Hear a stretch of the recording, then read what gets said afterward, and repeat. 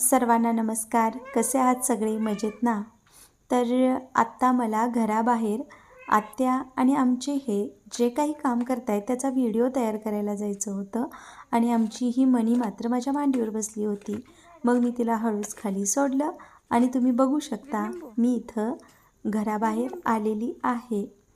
तर इथं ही जी मोकळी जागा दिसते ना, ती अगोदर मोकळी नव्हती.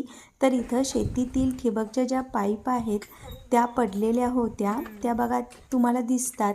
ह्यांनी बाजूला त्या ठिबकच्या पाईपा करून इथं थोडी मोकळी जागा केलेली आहे आणि त्या जागेवरती हे बघा, हा जो ट्रे आहे ना, तो आहे फ्लावर्सचा ट्रे.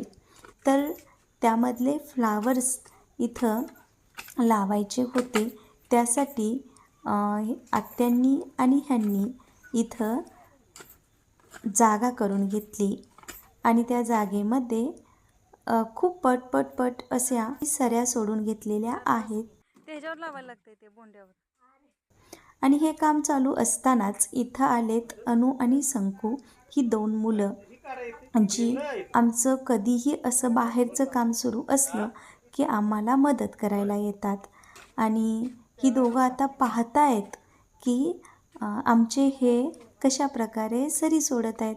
त्यानंतर त्यांच्या हातातून अनुनं खोऱ्या घेतला आणि ह्यांना बाजूला केलं आणि मी मदत करणार म्हणून तो आम्हाला मदत करू लागला. मित्रांनो बघा, शहरातील बरीच मुलं तुम्हाला माहिती असतीलच की सुट्टीच्या दिवशी मोबाईल किंवा टी व्ही बघत असतात. पण आमच्या खेड्यातली बरीच मुलं अशी शेतात छोटी छोटी कामं करून घरच्या लोकांना मदत करतात आणि याचा निश्चितच फायदा त्यांना भविष्यात होतो. तर इथं बघा, अनुनं काय केलेलं आहे, सऱ्या ज्या सोडलेल्या होत्या त्याच्यामध्ये पाणी सोडलं तर ते पाणी वाहून जाईल म्हणून असं अडवून छोटे छोटे बांध घालून घेतले. त्यानंतर मी त्यांना देत होते ही फ्लावरची रोपं. ही ट्रेमधली रोपं मी व्हिडिओ तयार करतच काय केली, बाजूला केली. एक त्या ट्रेमधून काढली आणि अनुजवळ दिली आणि अनुनं ही पट आत्यांना लावण्यासाठी दिली.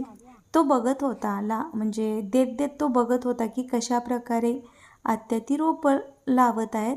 आणि त्यानंतर यानं ही सगळी रोपं थोडी अशी त्या सऱ्यामध्ये नेऊन ठेवली. म्हणजे एक देण्यापेक्षा त्यानं अशी ठेवली आणि परत तो काही गप्प बसला नाही.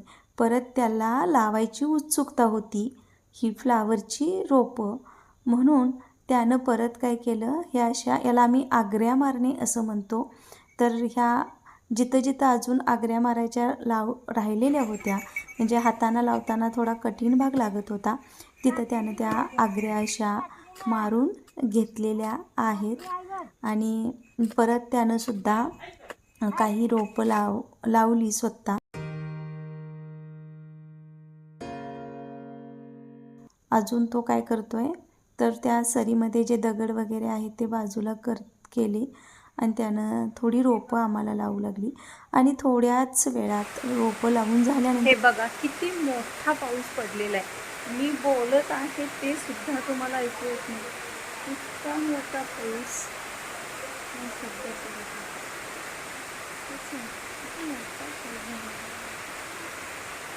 सगळं पाण्याचं ओझं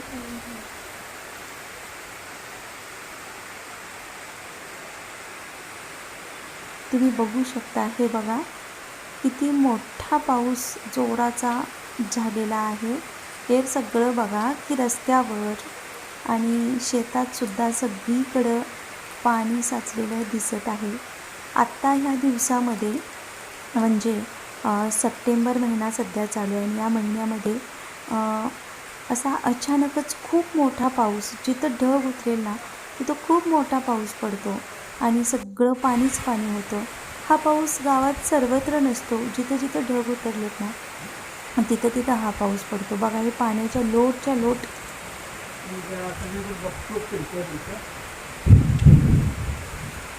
आणि अशा प्रकारे आज खूप मोठा पाऊस आमच्याकडं झालेला आहे. शेतकऱ्याला पाऊस लागतोच, पण काही काही वेळेला काय होतं की शेतीचंही सुद्धा अशा खूप मोठ्या पावसानं नुकसान होऊ शकतं किंवा होतं. पण पाऊस हा पाहिजेच, त्याला पर्याय नाही. आणि मी हा पाऊस बघण्याचा मस्त असा आनंद घेतला.